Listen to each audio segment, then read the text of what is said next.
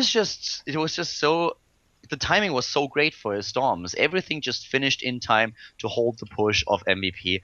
And now we find ourselves on a whirlwind. Starting to the top right is, of course, the LG-IMMVP Terran player. He's starting in blue. It is MVP. And his opponent to the top left, the Polish player mouzMaNa, starting for mousesports. Whoever wins the game, guys, is going to the round of 16 of IronSquid. The loser is out of the tournament. It's the last game, the last map for IronSquid in 2012, and also for Wolf and myself, our last cast before the new year. And this game is going to be good. Could be a long one, on a map like this. And the later the game goes, though, sometimes Terran players start to struggle in this matchup. On this map, there's a lot of room to work with against Storms and Colossi, though, but at the same time, this also means Charged Zealots are invaluable units. Yeah, right now we are just in a position where both players are probably also a little bit affected just by the stress that they have. There's so much pressure on them. MVP wants to prove himself here. He did not do well in the Blizzard Cup, so this is his chance to already prepare for a good start into 2013. We have him with Gas first. Yeah, Gas first, man. On a huge map. This is interesting. This is probably going to just be that Hellion build, where we're going to see a drop with the Marines. I think on this map, the best way to do it is the drop has the Marines, and the Hellions just run in because they can actually close distance really easily across the map, and also there's a wide ramp. mouzMaNa not actually scouting for a double barracks opening first. Having a quick look at the Zelnaga tower. That's what you see sometimes. Double barracks in the middle of the map. That's one of the strategies that Flash used against Naniwa, if I'm not mistaken. Yeah. At MLG. Going to the bottom right now, scouting cross first, and let's see where he scouts after the cross position. If he goes to the bottom left or top right. MVP so far has the barracks done, and whatever mouzMaNa scouts, the Marine should be there in time to deny the information about the Gas first. And he's got he's going Nexus first, so Gas first versus Nexus first can be a really tough situation for the Protoss. Depends on the situation, though. Oh, he actually went Gate before Nexus. Yeah. My mistake. Gate into Nexus. The Gate before the core, though. When I saw the Gateway's positioning, for some reason I thought it was like a Gas first, but I was like not thinking about the fact that it could be a similar first. That would never happen. Annoying for mouzMaNa now, though. Yeah, he's going to the bottom left. Still, this is not a Nexus first, but it's a very risky build. It's normal for this map, but against the Hellions we're about to see, mouzMaNa is playing blind. He will have no information at all. The Marine is already on top of the ramp, and the factory is now being started. By the time the probe gets there, he's gonna have 3 Marines. Yeah. Currently, mouzMaNa is just looking at this and is like, that did not work out well. Last position where I could have scouted him. He will have a look at the natural, and that's all the information that he has. But MVP consistently has started to build his command center on the high ground, so mouzMaNa will not be too surprised to not see anything on the low ground. Yeah, if you think about the most accurate ways to scout, it's faster for him if he had just gone to the top right, but at the same time you want to check for barracks first. But once you're at the watchtower, it's an equidistant scouting pattern from either one of those bases, so at first glance it looks like, oh, why didn't he just go scout to the top right? Of course that would have been the better choice, but not from the watchtower. From the watchtower, they're all the same, so it doesn't matter which one he picks at that point. So he just got unlucky. mouzMaNa isn't even trying to scout. Yeah, he's just checking here to see if a dropship flies or if he can see Hellions or a Marine walk by. He could see, at this timing, we could see like 4 or 5 Marines trying to run by the center of the map while he sends a stalker out, so that could be what he's checking for. And there's the scout. You know that he sends out another probe, and now he has 1 probe to the right side. He could drop a pylon here, depending on what he does. Is he going for a heavy gateway attack? It's possible he hides gates over there. With double Zealot here, though, with a late stalker, the Hellions are going to have a little bit of fun. I mean, if he just gets the gates in his main base, he can use the pylon to the right side if he drops one. But let's have a quick look. Well, how is he preparing against what MVP does here? MVP... Ooh, Robo. Robo is not too useful against Hellions for the DPS. He needs a 3rd gateway. It probably will add one in just a second. But still, this is starting to be a bit dangerous. We have a lot of Hellions for MVP. He has 6 in total, and he has the Medivac as well. The Medivac is now joining, so he can send a few of those Hellions into the natural and the rest into the main base, which is exactly what he does. MVP following it up with a command center. The probe is trying to scout what's going on, sees there's no command center, no additional gates just yet. We have the sentry. Here comes the additional gate, but here comes also MVP. Now, not enough stalkers to deny the drop. They're split here. And there go the Hellions, but he's got enough to defend it as long as he micros well. But the Hellions are the natural, that's the problem. Those Zealots are on hold position. The Zealots in hold position, and now suddenly the probes are in danger. And look at this clumping up. Too many Harvesters, Mana, no. Oh, ouch, he loses units everywhere. He lost so much. He's now down in Harvesters against a one-basing Terran. He lost 17 Harvesters already.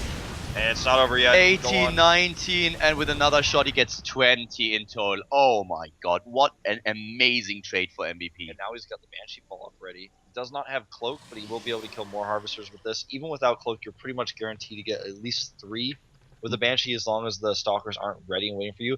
He tries to chase down the Medevac. The Medevac looks like it escapes, yeah? The Stalkers are in the middle of the map, Wolf. The Stalkers are in the middle of the map. Exactly what MVP is counting on. That Sentry cannot fight, it cannot help. If he tries to fight with the Sentry, he'll lose the Sentry and probes. MVP, Mana is trying to take MVP down now. 2 bunkers are being built on the high ground. If those bunkers finish, there is even a tank. If the bunkers are done when Mana attacks, then this game is over. Bunkers are not. He doesn't have very many units. So this is the best opportunity for him to go in, but he doesn't have enough. The tank is too strong. The tank is too strong. The Banshee in the main base killed 5 Harvesters. And there is no way for Mana to kill MVP here. But the expansion is not there for him just yet. Let's have a quick look at the harvest count. 26 to 23 and the double command center. Mana is in trouble. He's in a lot of trouble, but with the command center on the low ground, he has a little bit more potential for attacks. For example, he can fight these Marines until the siege tank closes the distance because they don't have stim yet. The pylon, though, will go down. This will further hurt him. He even loses the sentry. Sentry's going down without a single... well, he blocks some of the SCVs from mining, but that's it. Even the tank is not dying. He repairs it immediately. This is bad news for Mana. MVP in a great position here. He has the expansion now. He goes for the double SCV production. We have him on even harvester count with his opponent, which is always bad for a Protoss. You want to be ahead because you need to make up for the mules.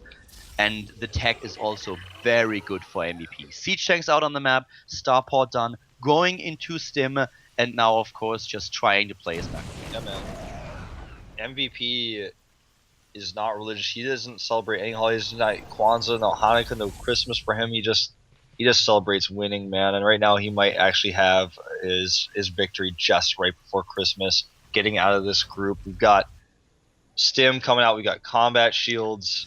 Everything is lining up for him. Stim and combat shields, and he already has siege tank tech. Yeah. What Mana can do is, of course, as soon as he sees his opponent moving out, use the pylon to the right side to warp in a few units. But yeah, every warp in he uses those units he's not going to have at home. So it's all about, he's got 1 sentry. That's not going to be enough to buy time here. That's the big problem. MVP doesn't have combat shield and Stim just yet. He kills the observer though. And this is just so tough. The Medivac survived and he can repair it now. He even has a few units back at home. So if Mana decides to warp something in at the right side and uses it to take down Harvesters, he has to go through the Marauders and the Marines first. And that's not going to be easy. Mana heading right into Storm here. And MVP for now is just falling back a little bit, giving Mana more time to come back into this game. Yeah, he's got some opportunities here. He doesn't have...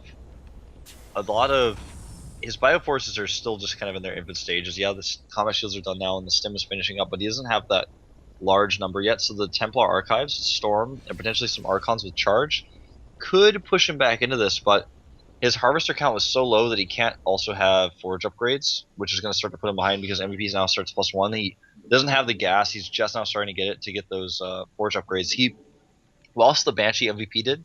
So there's not a lot of harassment potential for MVP. It's about just attack or defend for him at this moment in time. The army supply alone, it's 65 against 40. And MVP, if he attacks now, he will, compared to Ohana he attacked just when Storm finished. But if he goes now, he will be there before Storm is done. And this would be the best timing for him. And Mana, he sees it coming, but there's nothing he can do about it. He's just looking at his forces and he's like, at the Templar Archive, he's like, go faster, research faster, I need the storms now. And he might just be able to get it out in time. 2 high Templars, that's all that he has. Oh, an Immortal about to go down here. He turns around, targets those Marauders, good force fields, 3 of them, blocks them out. Even the Zealots escape. That one Marine is so determined, he actually will not kill the Templar. And those storms are really good. That's the first step to get back into this for Mana. Yeah, he needs the storms He needs now. the second storm as well, though. Oh, the siege tanks don't have siege mode, but they don't need it here. They go in and look at this army. Another storm is needed. He needs more than only one good storm, but a nice split already by MVP. Oh yeah, 6 split, but Mana Storm is good again. He's good again. Charge is almost done, and you know this composition for Mana is quite good with the Immortal here as well. But there's He's so gonna push much this for back. MVP. He's gonna push it back, but there come already the reinforcements, and another medivac arrives at the scene as well. The Immortal is gone. So close, but it looks like MVP has too much. The Archon does a little bit of extra damage, but MVP starts to kite back. The Siege Tank's still alive here. There's no more Immortals. MVP has nearly the +1 attack upgrade on his side too. This is something Mana just doesn't have. He doesn't have those Forge upgrades. He's currently looking at not a single upgrade for his army. The worker supply is also in favor of MVP now. He doesn't even go into his third base yet. He just researched another upgrade. He has +1 attack right now. He waits for the next wave. About to have 5 medevacs as well, and that's just way too much healing output with no AoE damage. Does he even have another Templar? He actually has 3.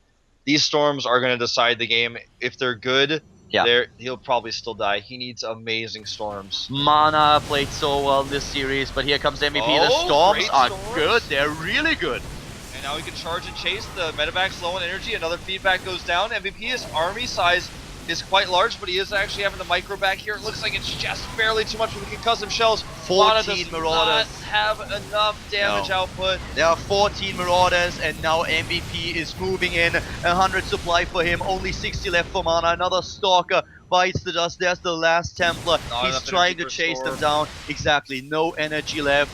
And Mana is on the brink of losing this game and therefore the series.